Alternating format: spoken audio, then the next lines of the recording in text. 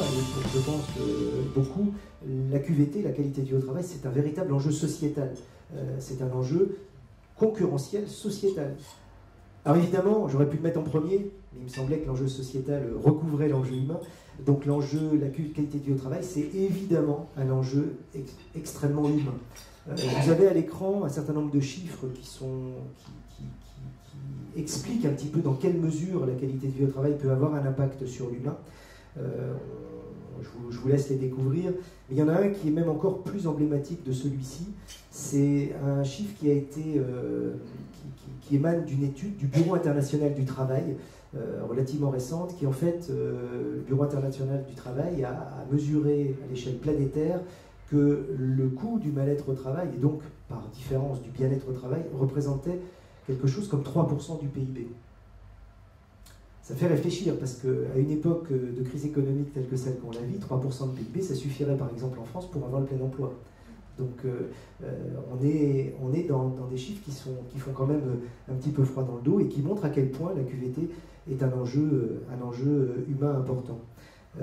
Toutes ces grandes enseignes, tous ces éléments que vous avez sous les yeux, en fait, montrent que les actes qu'on entend le plus dans la presse, comme les suicides, ne sont en fait que des actes qui sont des actes ultimes. Mais en fait, ils sont révélateurs de quoi? Ils sont révélateurs d'une souffrance au travail qui est quand même bien latente dans le monde de l'entreprise.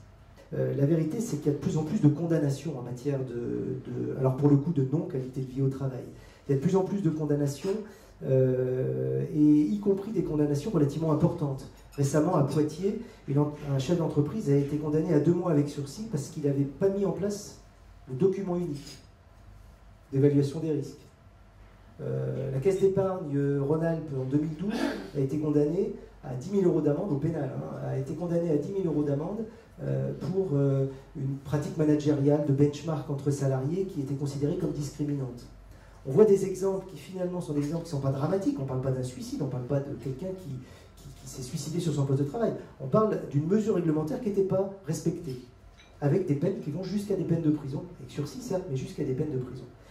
Donc on voit que l'enjeu réglementaire est extrêmement important pour le chef d'entreprise en matière de responsabilité civile et pénale. Mais en fait, si on doit retenir une seule chose, je vous ai mis à peu près tous les textes là à l'écran qui concernent la qualité de vie au travail, et qui rassemblent finalement toute la matière réglementaire, mais si on doit en retenir un, c'est le premier. Le premier, c'est l'obligation de résultat. Un chef d'entreprise a une obligation de résultat, quasiment une seule obligation de résultat, qui est son obligation de santé-sécurité au travail. Il a plein d'obligations. Un chef d'entreprise qui ne fait pas ses résultats, qui ne fait pas son budget, s'il est propriétaire de son entreprise, il va gagner moins d'argent. S'il est salarié, il va peut-être se faire licencier. Mais par contre, ce n'est pas une obligation de résultat au sens où ça peut l'envoyer en prison. La santé au travail, ça peut l'envoyer en prison. Donc oui, la qualité de vie au travail est un enjeu réglementaire extrêmement important.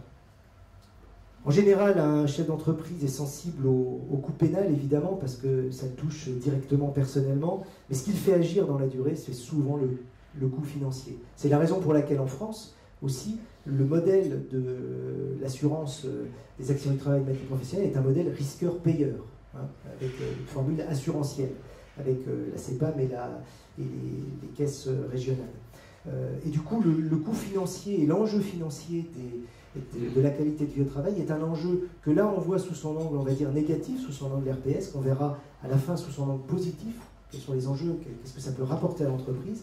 Mais vous avez sous les yeux finalement un certain nombre d'exemples de coûts qui vous montrent que la qualité de vie au travail, on devine déjà qu'elle doit pouvoir représenter plusieurs points de résultats nets dans l'entreprise.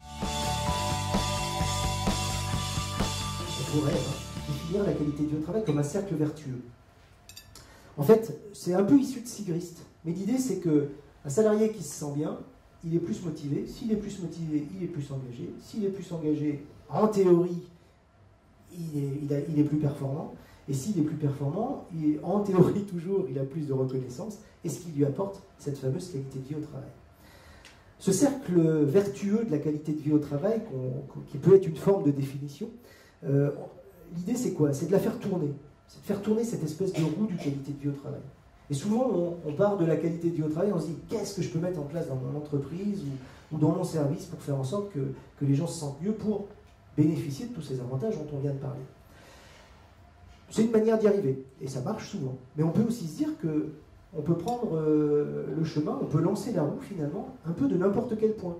Si vous avez un salarié qui a été performant, que vous lui apportez de la reconnaissance, et que vous y pensez en conscience cette fois-ci, et que vous en discutez avec lui, c'est peut-être le début de la roue c'est peut-être la roue qui va commencer à tourner.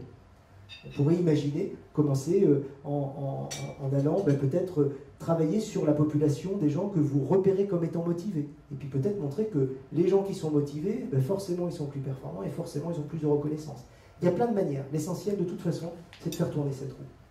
Le ROI en matière de ressources humaines, c'est quelque chose qui est extrêmement à la mode. Le retour sur investissement, c'est très à la mode. Pourquoi? Parce qu'on a de moins en moins de sous dans les entreprises, on ne va pas se leurrer. Et comme on a de moins en moins de sous, tout ce qui paraît un peu subsidiaire, on se dit qu'il faut vraiment que ça rapporte pour qu'on accepte d'investir. Bon.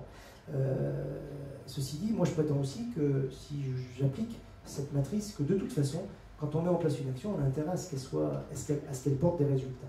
Alors, il y a finalement beaucoup de littérature sur la santé au travail, mais il y a très très peu de littérature sur ce que peut être le ROI, le retour sur investissement de mesures de qualité de vie au travail. Pourquoi? Parce qu'il n'y a pas beaucoup de littérature non plus sur la qualité de vie au travail. On a fait appel à plein d'études. Évidemment, des études que nous menons chez CapSecure Conseil avec nos clients, nous mettons en place des baromètres avec nos clients, et puis aussi une autre étude du BIT, je vous parlais du BIT tout à l'heure, mais ils ont fait une autre étude au niveau international qui est très intéressante, qui porte sur le lien entre qualité de vie au travail et créativité et innovation. Et créativité et innovation elle-même sur résultats de l'entreprise. En fait, ils montrent qu'une entreprise dans laquelle il y a des plans d'action de qualité de vie au travail est 3,5 fois plus créative et 12 fois plus rentable qu'une entreprise qui ne met pas en place de plan d'action en matière de qualité de vie au travail. Et donc, qu'est-ce qu'on fait? Qu'est-ce qu'on a fait dans cette étude? On a fait une espèce de compte de résultats. Et ce compte de résultats, il faut l'imaginer sur 3 ans. Il ne faut pas l'imaginer sur 15 jours, il faut l'imaginer sur 3 ans. C'est-à-dire, vous investissez pendant 3 ans, voilà les résultats que vous pouvez avoir pendant 3 ans, au bout des 3 ans. En sachant qu'il y a des résultats immédiats quand vous mettez en place des mesures de traitement en urgence des RPS et ensuite de mise en place de qualité de vie au travail. Vous avez des résultats immédiats, comme par exemple sur l'absentéisme. Par contre, il y en a qui prennent un peu plus longtemps, comme le turnover. Au début, coût d'accompagnement et de diagnostic, c'est quoi? Ça, c'est l'urgence RPS de tout à l'heure. Donc ce sont des coûts en euros par salarié et par an, pour vous donner des idées. Le coût d'accompagnement à la conduite du changement, ça c'est plutôt la partie, vous savez, électrochoc, et puis ensuite la mise en place des signaux faibles et de la qualité de vie au travail. On voit d'ailleurs que, comme par hasard, on passe beaucoup plus d'énergie sur la deuxième partie que sur la première. Et puis, il ne faut pas mésestimer le coût des investissements en termes d'infrastructure. On a vu tout à l'heure que les facteurs d'ambiance avaient de l'importance. Du coup, il ne faut pas mésestimer le coût d'adaptation de l'infrastructure. Ça, c'est pour la partie coût. Pour la partie bénéfice, qu'est-ce qu'on a? On a la baisse du turnover. Le turnover moyen en France aujourd'hui, c'est 12%. Il n'y a pas besoin de faire beaucoup pour descendre à des 7-8%. Alors au début, on va en avoir un peu plus, puisqu'on va se séparer de gens, vous savez, ce dont on parlait tout à l'heure. Mais après, normalement, le turnover va se calmer très très vite. Le coût du turnover, c'est énorme. C'est un tiers de mois de salaire à chaque fois, quand vous prenez tout. Alors, il y a plein d'études sur le marché qui existent. Vous pourrez regarder sur Internet. Il y a des gens qui vous disent 20%, des gens qui vous disent 10%, des gens qui vous disent 2 ans de salaire. Nous, on prend à peu près un tiers d'année de salaire de moyenne, qui prend en compte des salariés qui ne sont pas forcément des grands cadres dirigeants, qui prend en compte vraiment un mix raisonnable de salariés. Baisse des coûts directs de l'absentéisme. Un point d'absentéisme, c'est 0,5 points de masse salariale. C'est beaucoup d'argent. Baisse des coûts du présentéisme. Le présentéisme, c'est les salariés qui sont malades. Vous savez, la personne qui a l'accro au boulot, qui est malade, qui a 42 fièvres, il vient quand même au boulot. Son niveau de productivité est très très moyen. Ou alors c'est le salarié qui est complètement démotivé, qui vient au boulot quand même. Parce qu'il n'a pas le choix, parce qu'il faut qu'il gagne sa croûte. Ben voilà. Ben celui-là aussi, sa productivité n'est pas énorme. Donc quand vous baissez l'absentéisme, vous baissez aussi le présentéisme, et le coût c'est à peu près 2 fois plus, c'est-à-dire à peu près 2 fois plus que la partie absentéisme. Et puis enfin, il y a la productivité, la hausse de la productivité. Là on est parti d'une hausse qui est assez raisonnable, de 2%, et qui est liée à quoi? C'est tout simplement la mise en place des solidarités entre les gens. C'est la créativité dont je parlais tout à l'heure. Toutes les études en matière de productivité sont en général beaucoup plus optimistes que celle-ci. Nous, on est parti juste sur 2% d'augmentation de la productivité. Et même si on n'avait pas pris la productivité en compte, vous voyez qu'on aurait largement, de toute façon, rentabilisé les actions de mise en place de plans de qualité de vie au travail. Voilà, donc ce chiffre de 1 euro dépensé finalement rapporte 3,8 euros en matière de mise en place de plans d'action de qualité de vie au travail, me paraît peut-être une bonne conclusion, parce qu'on revient finalement à l'origine de notre propos, qui était de savoir pourquoi il fallait investir en matière de qualité de vie au travail. Je crois que ça nous donne des éléments de réponse.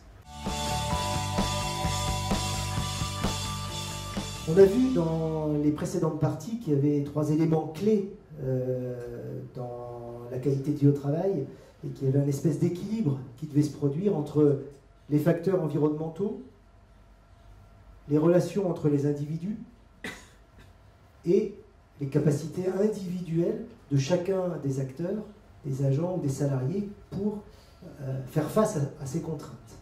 Et en fait, on a une chance en matière de qualité de vie au travail, c'est qu'on a un acteur qui se trouve au centre finalement de ces 3 problématiques, de ces 3 enjeux, c'est le manager.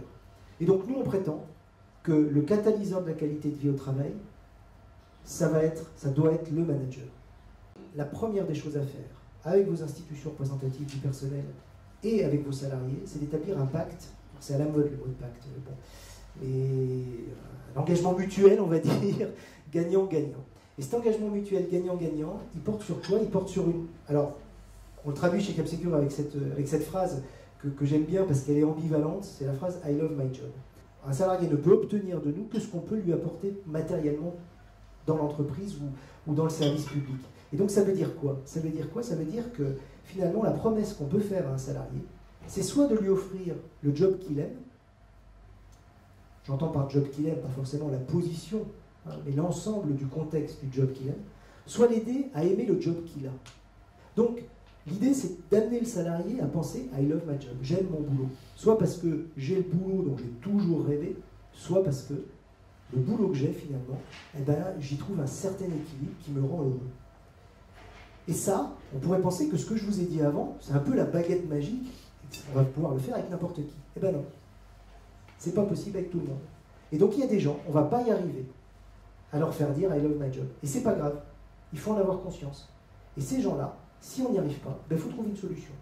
Soit on trouve une solution à un autre endroit dans l'entreprise, ou dans le groupe, si on fait partie d'un groupe, soit il faut aussi avoir le courage managérial, encore une fois, de dire à la personne, écoute, il faut qu'on trouve une solution. Après, il faut traiter les gens humainement, pour eux et pour les autres, mais il faut aussi parfois se séparer de personnes. Parce qu'une personne qui ne va pas bien dans un service, dans une équipe, c'est une personne qui pourrit l'ambiance.